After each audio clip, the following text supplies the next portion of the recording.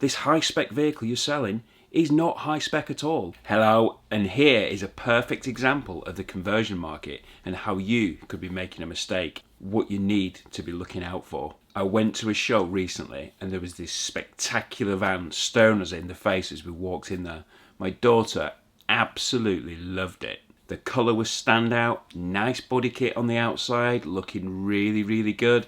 Big shiny wheels on it. Inside the units were also a standout colour, really making it stand out from the greys which you can often find. It looked fantastic from a distance. Underneath it was a poverty spec 5-speed manual, no heated seats, no heated windscreen, basic head unit, no bells and whistles, bog standard, basic van. It was the cheapest base van you could possibly buy. Then the conversion.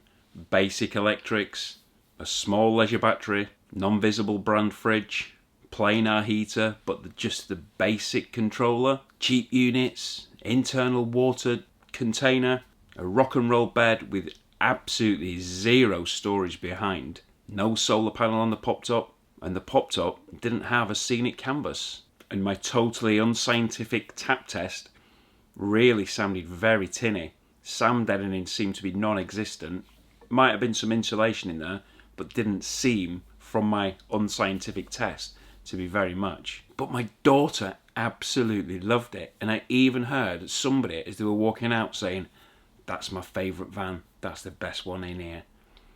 Really?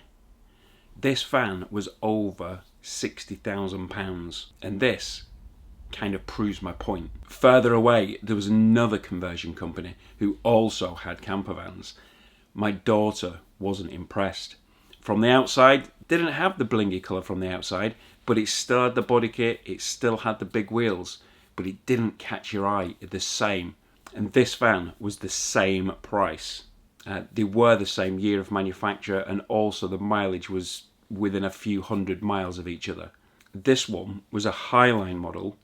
It was a 6-speed, still a manual gearbox, and therefore the more powerful engine, the 150, as opposed to the 110 in the previous example. It had heated seats, heated windscreen, it had the better sat-nav, Discovery Media. It was a much better spec inside. Those blank switches which you see in some vehicles, this had a few buttons on there you could actually press rather than just a blank switch.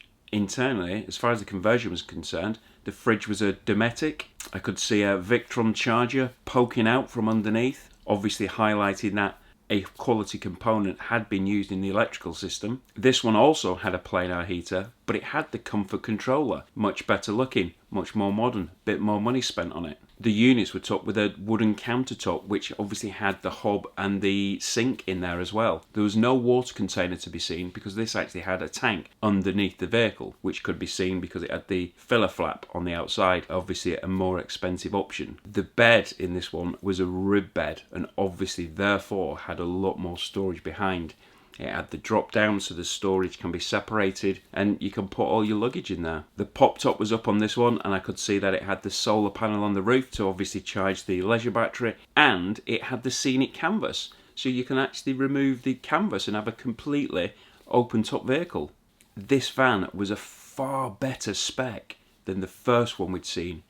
The one which on the surface was better looking as far as my daughter and that customer was concerned. This one was a much better spec, much more money had been put into it, but it was the same price. They were selling it for the same price. Looks can really be deceiving, and paying more money for a van doesn't necessarily mean it's going to be a better van. I have a great example of this coming in the next few weeks. One of the best, one of the safest, value for money camper vans you can actually buy. It really does sound too good to be true, and I haven't seen it myself yet, so I do look forward to seeing it and actually having a look to see if the spiel does actually live up to what it actually is. The reason I'm making this video today is because I'm becoming more and more frustrated at some of the adverts I'm seeing out there, some of the spiels that these people are coming out with.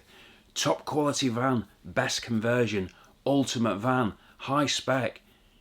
They're not though, they're really, really not, and you are selling them as these top spec, high quality. I get it, I do get it. you're salespeople and you want to sell the product which you've got.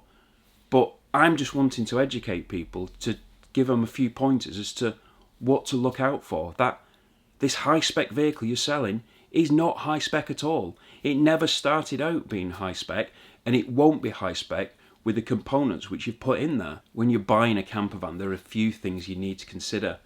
Well, actually there are a lot of things you need to consider, but I can't go into them in this video alone. But there are a few which can create some big price differences and some big spec differences for the vehicles. Firstly, the base van. What did this camper van you're about to buy start its life as? Most of them do start off as a panel van because that is the cheapest van which you can buy. Don't get me started on the fake combis which are currently out there, which are being misadvertised as being factory combis when they're not factory combis, but people are still buying them because they don't know any better. But there are various different models. Volkswagen over the years have added several different models throughout the range. They've now simplified it, and at the moment there are just two main models, the Startline and the Highline, and there are different specs and features in each of these different models, which obviously add to different price points. The Startline is the basic van, whereas the Highline is the much better spec, and obviously you can still have the options on there. Heated seats, as I gave an example, isn't a standard option, but you can actually buy that to add that on afterwards. So let's take, for example, the two vehicles I've seen before. So one of them was a Startline. I can do this by having a look at the registration number. It was a Startline and it was a 5-speed manual. So the price of that one starts today at £33,531. So if you compare this to the 6-speed manual in the other one, the price of that starts at £40,473. Both these prices are prior to any options being added. So you can see here that already from the basic Startline 5-speed to the basic Highline 6-speed, there's a price difference of £6,942 in the base van alone before any components been added. So if you're looking at a van, two conversions, one of them started life as a Startline with the options it had, and one started as a Highline with the options it had, 5-speed, 6-speed, the Highline camper conversion should be more money than the Startline. But it doesn't just end here. You will have seen on the vans which you're buying T28, T30, T32. These also have a significant difference in the price of the van which you could be buying.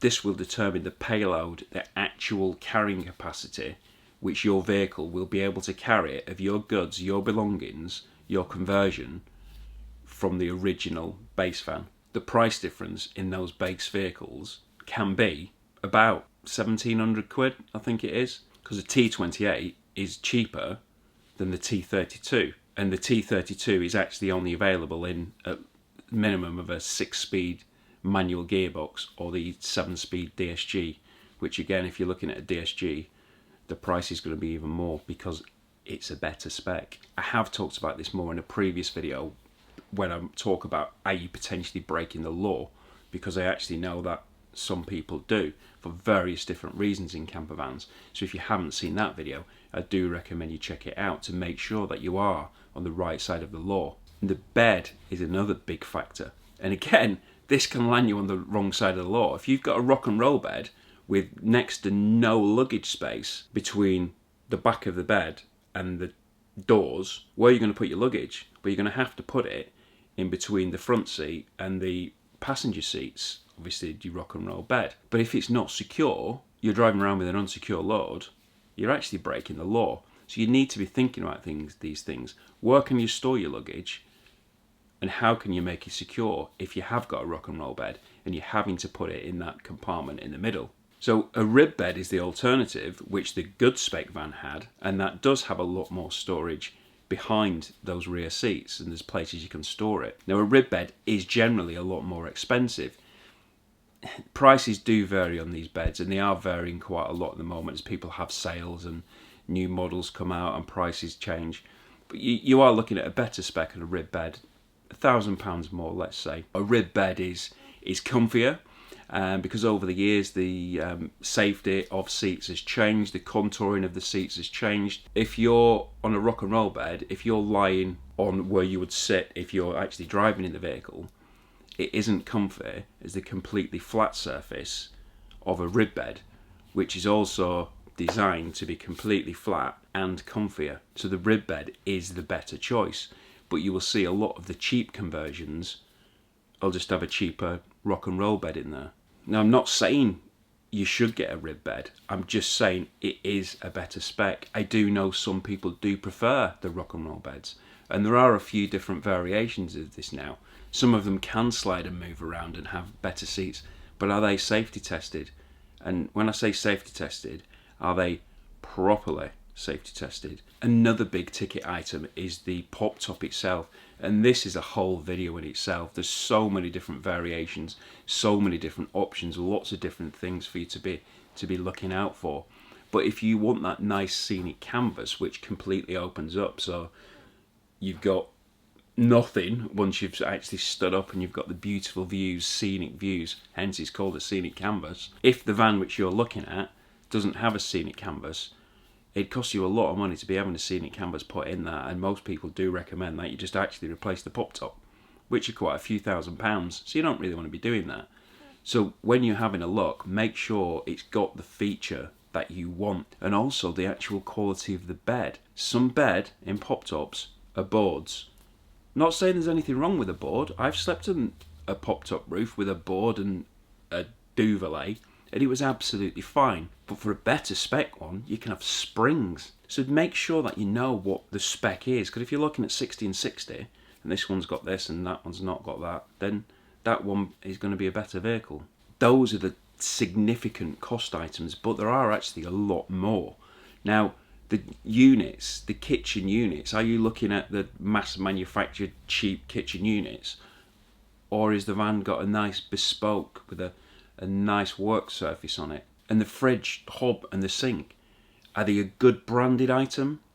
Or is there no label on there? Do you not know what it is? The electrical system should actually be the big ticket items, because this can have a massive effect. What do you need in there? Do you need just 12 volts? Do you need 240? If you need 240, do you need 240 whilst you're off grid? In which case you're going to need an inverter. How does your leisure battery charge? What is the leisure battery? Gel? AGM? Is it an expensive lithium battery? All these items come at different costing points, and the better spec van will have the better components in there. An advertised high spec van may not be high spec. The base van may not be a high spec van to start with. Have a look, do your research, find out what the base van is, find out what the individual components are. Is it a rib bed? What manufacturer are the electrical components? What does it do? How do you charge it? Where's your water tank? What diesel heater has it got in there? Have a look at the individual components and find out what they are, and are they a good product? Or has this van just been put together on the cheap with a big margin markup price, which is just going to be sold to some unsuspecting buyer who hasn't done the research but has just fallen in love with the colour? There are a lot of bad conversions out there, and if you haven't seen my video on bad conversions, you can see that here. Or if you want to look at more of the costs of converting a camper van, you can see that here. Take care, thanks for watching, I hope to see you soon.